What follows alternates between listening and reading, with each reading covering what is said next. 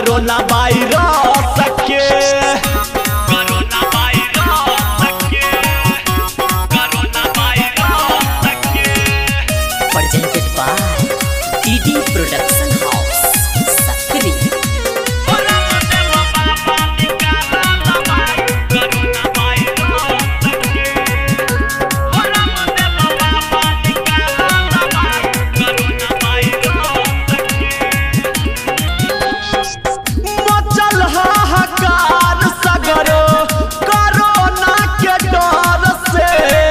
college बंद भेलै लोग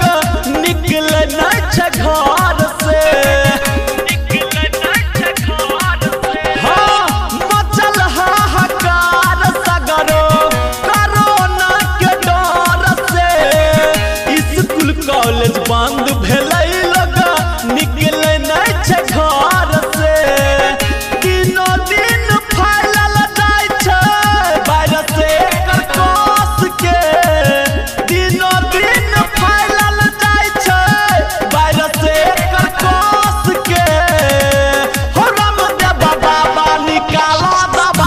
कोरोना वायरस के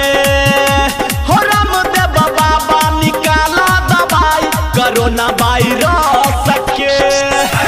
कोरोना वायरस के कोरोना वायरस के हो रामदेव बाबा निकाला दवाई कोरोना वायरस के कोरोना वायरस के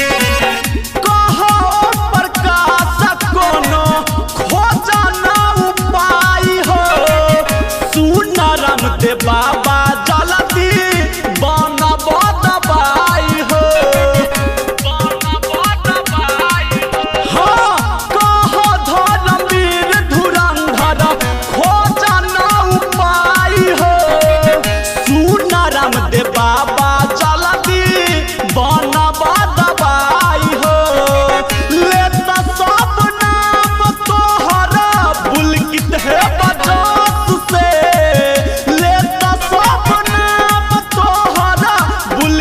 है बजस से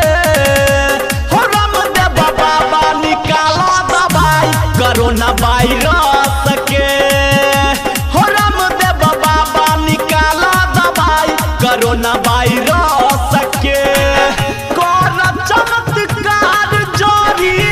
बूटी के रस से कर चमत्कार जड़ी बूटी के